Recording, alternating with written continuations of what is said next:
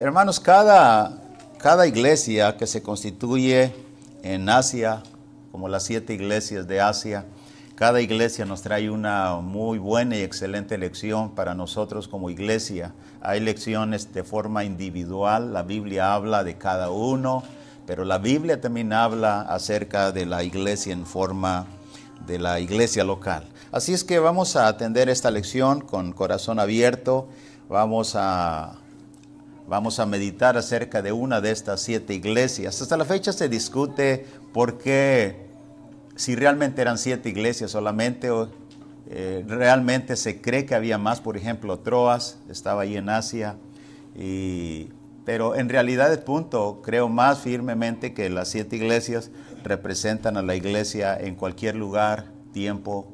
La palabra 7 o el número 7 representa la perfección, lo completo en la Biblia. 7 lo completo, 7 copas, 7 candeleros, que son 7 iglesias, 7 trompetas.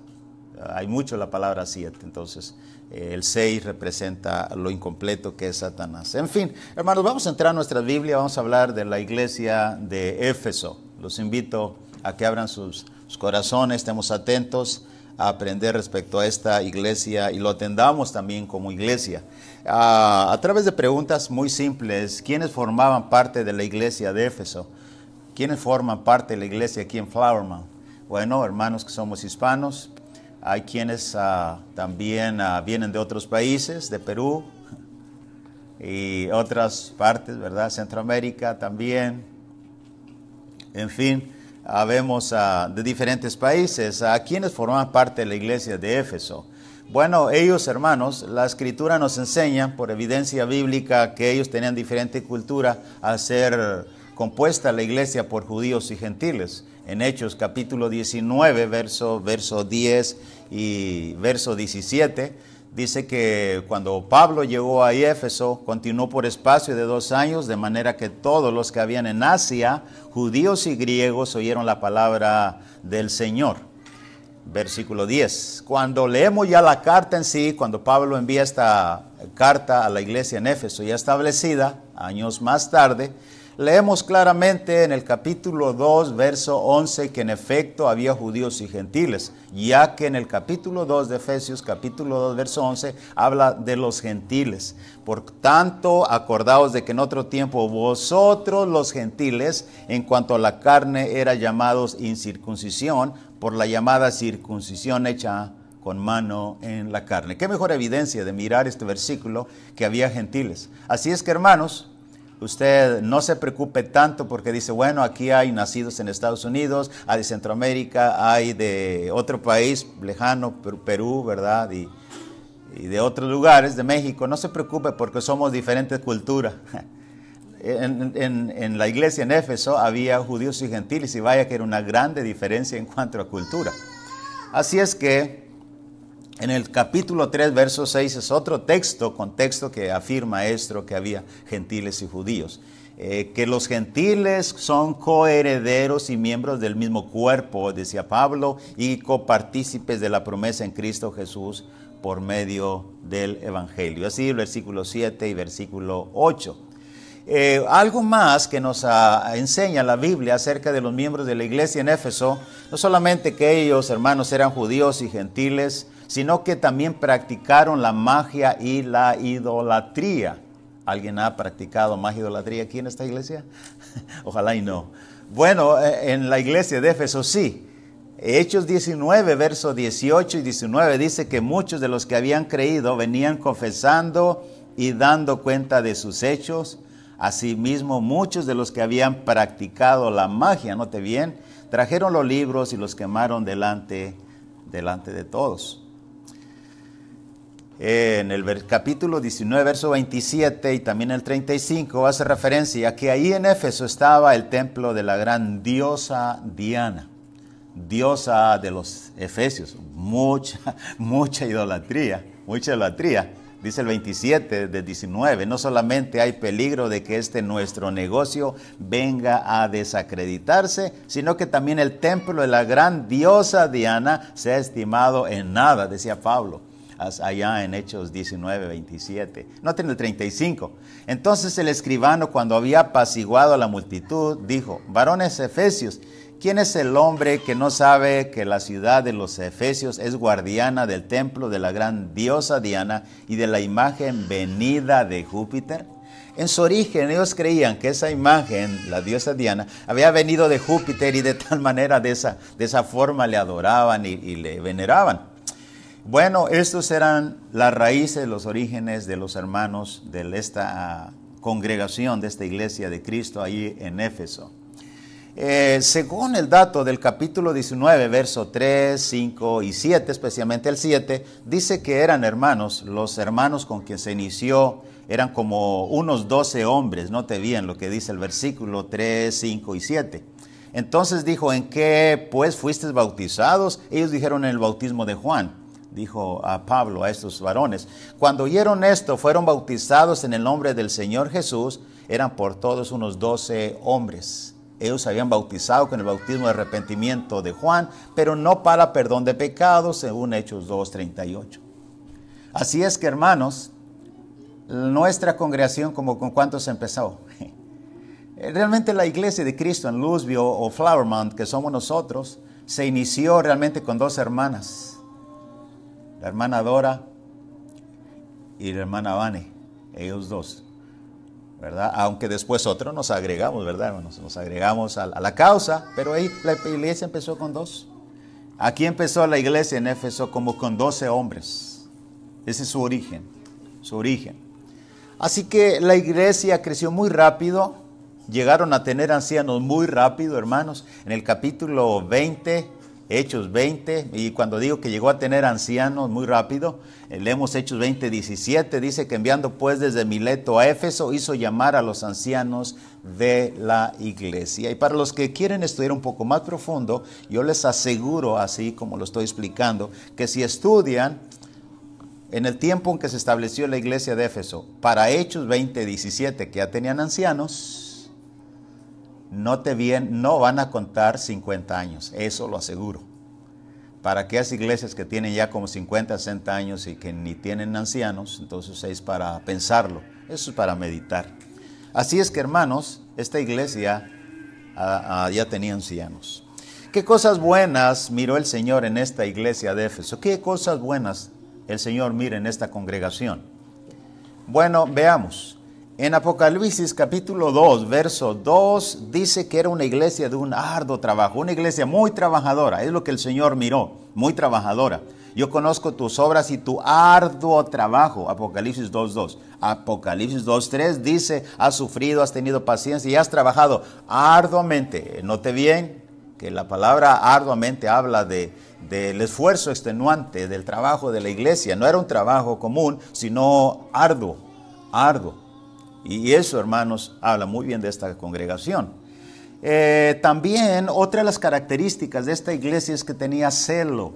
Y el celo es el enojo bueno, sano. El celo es el enojo del Señor, como cuando el Señor volcó las mesas de los cambistas en el templo y echó fuera a los cambistas. Y este es el celo de la molestia cuando algo no se está haciendo bien para el Señor, algo que se está ofendiendo al Señor en las cosas de su servicio. Ese es el celo. Cada cristiano debemos tener celo. Esta iglesia tenía celo. ¿Cómo lo demostraba? Note bien Apocalipsis 2:2. Yo conozco tus obras, tu arduo trabajo, paciencia. Note bien que no puedes soportar a los malos. No puede soportarlos, no puede tolerar a los malos. Y note bien, has probado a los que dicen ser apóstoles y no lo son. Has probado a los que dicen ser apóstoles y no lo son. En ese tiempo había falsos apóstoles, de tal manera que 1 de Juan 4:1 dice: amados, no creáis a todo espíritu o todo mensajero de Dios. Ahí la palabra espíritu se refiere al maestro o al predicador.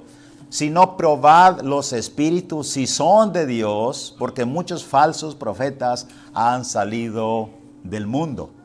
Hermanos, miren esto. Esta iglesia probaba a aquellos que se decían ser apóstoles, probaba lo que decía Juan, probaba los espíritus si realmente eran de Dios. ¿Cómo se prueba? Alguien dice, bueno, con la palabra de Dios.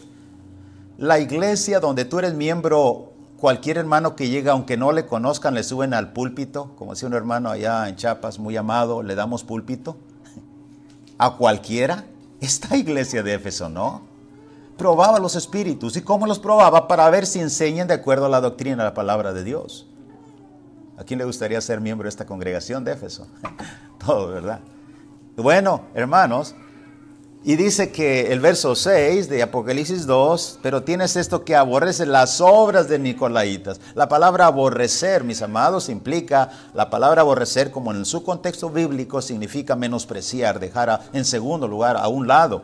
Esa es la idea. Aborrece las obras de los Nicolaitas. Es muy posible que los Nicolaitas fueran los gnósticos en ese tiempo, esos de filosofía media extraña. Dice 2 de Pedro 2:10, mayormente aquellos que siguiendo la carne andan en concupiscencia e inmundicia. Y esto eran precisamente los sensuales. Los gnósticos practicaban el hecho, decían ellos, que el espíritu no se podía manchar con los pecados de la carne. Fíjense qué filosofía. Bueno, también los aborrecía la iglesia de Éfeso. No solamente era una iglesia trabajadora, una iglesia celosa, sino que también era una iglesia sufrida y paciente. Note bien el capítulo 2, verso 3. Y has sufrido y has tenido paciencia. Era una iglesia que no se movía fácilmente de sus actividades, continuaba una y otra vez, sufría. Así es que, hermano, note bien, vamos a un recuento de sus cualidades de la iglesia de Éfeso.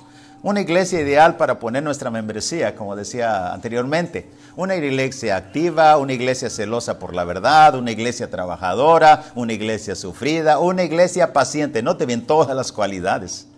Así es que hoy en día cualquiera de nosotros desearíamos ser parte de una iglesia como esta, la iglesia de Éfeso, para poner nuestra membresía. La siguiente pregunta es, hermanos, ¿qué fue lo malo que el Señor miró en esta iglesia?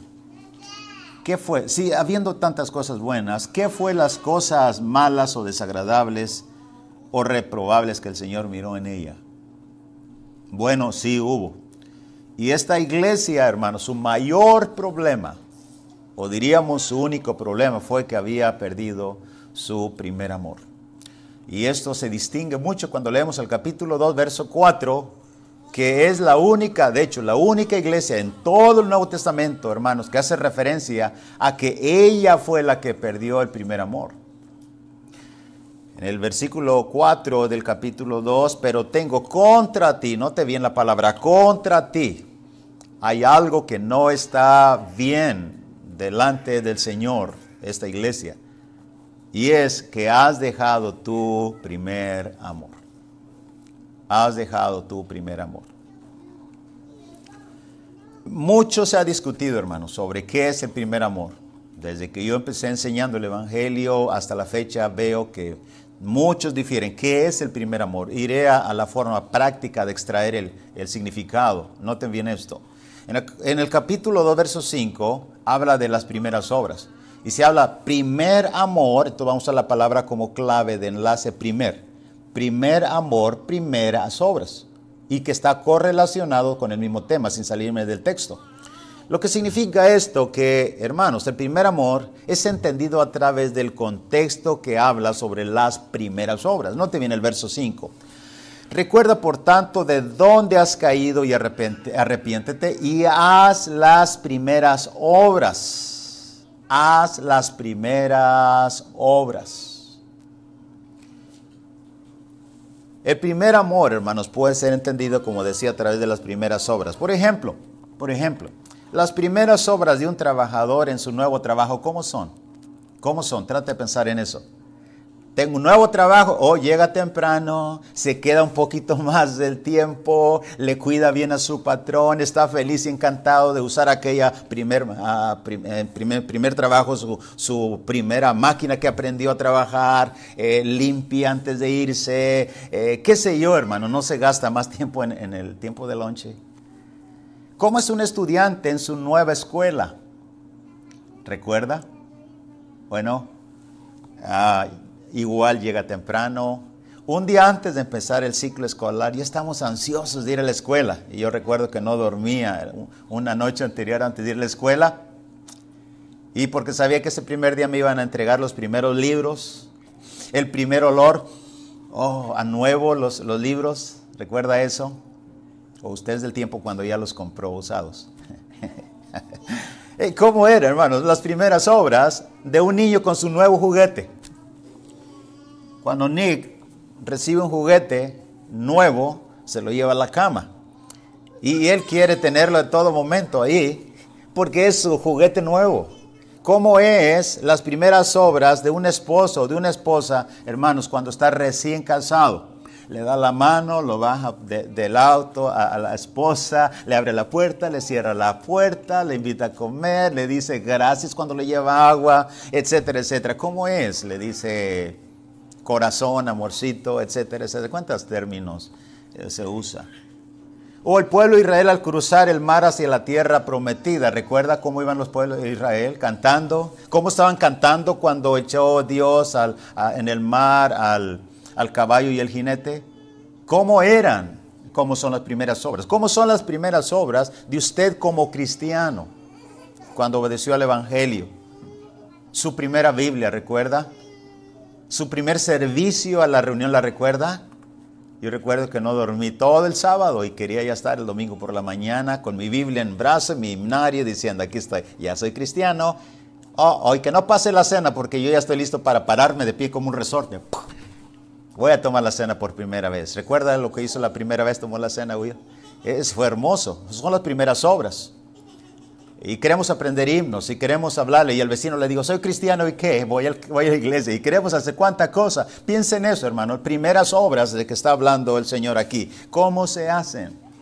Podemos entenderlo sin necesidad de saber griego ni ir a otros contextos porque no los hay. Pero el texto mismo nos enseña qué sería el primer amor. Ahora, hermanos, en otras palabras, la iglesia de Éfeso cumplía con Dios, pero simplemente por rutina. Ya no había ese ardor, ese entusiasmo. ¿Me está escuchando? ¿Se le está haciendo aburrida la lección? ¿Ya quiere que terminemos y digamos amén si nos vayamos? Como dice ahí Caleb, amén y bye, amén y bye. ¿Ya quiere que nos vayamos? Entonces es posible que usted sea infectado con el problema del abandono del primer amor. ¿Le sabe mejor si hay un pretexto para no venir a la reunión? ¿No le puede? Dice, ay, sirve que voy a ver la novela o la movie, la película que sale hoy. ¿Está pensando en eso? Usted tiene ese problema. Así es que, hermano, la iglesia de Éfeso, ¿qué cualidades? Celosa, trabajadora, sufrida, pero simplemente por rutina. Note bien lo que la Biblia enseña, hermanos, que esto, ¿qué puede llevarnos a cometer tan grave error? A servir al Señor de una manera fría. Note bien, yendo al contexto mismo. En el capítulo 2, verso 5, la verdad es que descuidamos el por qué y para qué hacemos las cosas. Ese es el problema. Yo quiero ir al origen que el Señor nos muestra aquí. Usted y yo podemos descuidar el por qué y para qué vino en esta mañana. Podemos olvidarlo muy fácilmente y podemos caer en la razón posible de que, bueno, vine para que el hermano no me llame, o el hermano no me diga algo, o los hermanos no me extrañen. No es por eso, no es por eso. O porque, bueno, no tengo más opción. No. Necesitamos volver al origen. El versículo 5 del capítulo 2 dice, recuerda, por tanto, de dónde has caído. La palabra recuerda, hermanos, significa hacer un ejercicio mental. Por favor, y no me diga que no es verdad lo que estoy enseñando. Yo aquí estoy viendo más de un hermano o hermana. Y es posible, sí, yo le bauticé. Pero recuerdo sus primeros días de cristianismo. Y me da tristeza ver ahora cómo usted ha ido bajando poco a poco su calor, su ardor por servir al Señor. Su emoción va escaseando más y más y más. Tiene que recordar. ¿Recuerda cuál fue el primer himno que aprendió? Le recuerdo como si fuera ayer. Lo recuerdo ese himno que llenó mi corazón. Y podemos recordar, hermanos, la obediencia. Pero no se trata solamente de recordar, sino también, hermanos, obrar. Y note bien la situación, se trata de recordar y recordar qué cosa, de dónde has caído. ¿Cuál era su actitud antes? ¿En qué condición vivía cuando empezó a servir al Señor? Recuerda, es porque hacemos las cosas. De dónde has caído habla de lo que descuidamos anteriormente. Ahora, hermano, note bien esto. Dígame si no es verdad. El Hijo de Dios olvida por qué se congrega, ¿sí o no? Hace un tiempo atrás, Dani, fuera del servicio, nos preguntó a cada uno, hey, ¿por qué vienes al servicio? Y teníamos respuestas diferentes, ¿o no, Dani? Debemos tener solamente una. ¿Por qué te congregas? El Hijo de Dios con frecuencia olvida por qué y para quién es mi canto. ¿Para qué canto? Para que se oiga mejor. O yo no voy a cantar con protesta al fin que los demás no cantan. ¿Se ha fijado en qué actitud hemos caído? Siendo que el Señor está entre nosotros y Él quiera que tú le cantas. Y por favor, si tú mueves la boca, pero no cantas, y no me refiero a alguien específico, ya que los tengo de espaldas, pero si usted mueve la boca en señal como que para que digan que están cantando, o aún ni siquiera lo haces, piensa que para el Señor lo haces, y para el Señor no lo haces. Ese es el punto desde ese enfoque. ¿Por qué y para qué hablo de Dios? ¿Cuándo fue la última vez que hablaste a alguien de Dios y le invitaste al servicio de la iglesia? ¿Lo haces por qué? Porque la iglesia necesita crecer. ¿Lo haces por qué? Piensa en eso. Hermanos, amigo oyente, es importante recordar nosotros por qué y para qué hacemos las cosas. ¿Por qué y para qué sigo haciendo el bien a pesar de tantos años? El problema de la iglesia en Éfeso, hermanos, era este precisamente, que olvidó por qué y para qué hacía las cosas. Y era una iglesia numerosa, me atrevo a decir que es muy posible que era muy numerosa, ya que sus cualidades, siendo Éfeso una gran ciudad geográficamente, siendo una iglesia de gran, ¿cómo se dice?, población, estaba pensando en el inglés de gran población, y toda esa cosa, sería una iglesia posible, numerosa, y con las cualidades que tenía trabajadora, harto trabajo. Cuando hablamos de la geografía en el tiempo, cuando estudiamos esas iglesias, hermanos, es increíble. Pero el punto es que, qué lástima, haciendo las cosas por rutina, con corazón frío. Dejen poner este ejemplo. El esposo y la esposa al principio, ¿cómo son? El esposo trabaja duro, regresa a casa contento. Hermanos, ¿se acuerda de eso? Los que estábamos casados, contentos. Una jornada, no nos no sentíamos ni lo cansado porque la esposa nos está esperando y queremos ya llegar ahí. Ella está cocinando alegre, le recibe con un beso y está contenta con el nuevo platillo que le ha hecho, porque apenas se va a dar cuenta él si sabe cocinar o no. El esposo y esposa al transcurrir de los años, ¿cómo es, hermanos? ¿Cómo es? Bueno, él olvida por qué y para quién trabaja. Ya viene cansado, dice, por favor no me molestes, que estoy fastidiado de lidiar con trabajadores y con cosas ahí en el trabajo, por favor no me molestes. Pero mira, es que te puse el agua así, hombre, ponla ahí. Y cosas así, desatenciones. Ella olvida por qué y para quién cocina, dice, pues ahí está el plato y si quieres comer, come, y si no, ella se va a ver la novela allá en la recámara. Hermanos, qué triste. Se vuelve un lugar frío y aburrido. Eso es lo que pasó con la iglesia de Éfeso. Es exactamente lo que pasó con la iglesia de Éfeso. Venimos, oramos, cantamos, tomamos la cena, ofrendamos y nos vamos. Rutina. Pero aquí hay otra pregunta. ¿Qué es lo que el Señor esperaba de esta iglesia? Hermanos, Él muestra el camino y eso me llena de gozo de saber que el amor del Señor en cada ejemplo de problema de cada iglesia, el Señor muestra el camino para que podamos salir de él. Note bien, aquí yo diría está el 1, 2, 3 del plan de Dios. Bueno, sería el 1, 2, 3, 4. Recuerda la palanca, la memoria ayuda como palanca. Si tú me estás escuchando, vas a recordar tus primeros días de cristiano. ¿De dónde has caído? Habla desde dónde te caíste. ¿Dónde estabas? Gozoso, contento, por ser hijo de Dios. Y número 3, arrepiéntete, cambio de mente, ya no seguir así, decides ya no hacer las cosas por rutina. Ven y cántale al Señor, ven y habla realmente con el Señor. No es para que alguien diga, oh hermano, qué buena oración, gracias. Y dice, sí, la próxima vez lo haré mejor. No, no hagas eso, habla realmente con el Señor. Número 3 y número 4, haz las primeras obras. 1, recuerda. 2, desde donde caíste. 3, cambia de mentalidad. Y 4, decide hacer las cosas que hiciste al principio, las primeras obras, con entusiasmo, con ardor, con amor para el Señor. El Señor le presenta el camino de regreso a esta iglesia en Éfeso. ¿Usted querría ser parte de ahora de esta congregación? Bueno, ahora le está pensando, ¿verdad? Tal vez está pensando ir a otra congregación mejor que esta.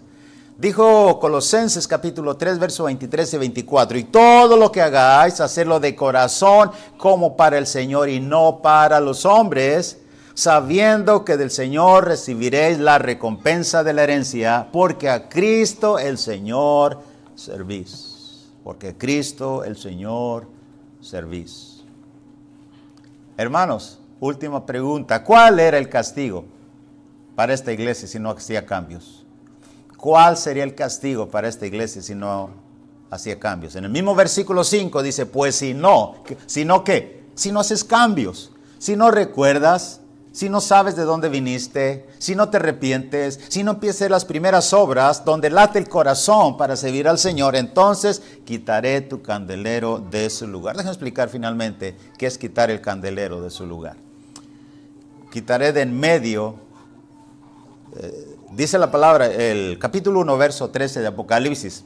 Y en medio de los 7 candeleros está el Señor, a uno semejante al Hijo del Hombre, vestido de una ropa que llegaba hasta los pies, ceñido por el pecho con un cinto de oro. Y la descripción del Señor en medio de los 7 candeleros.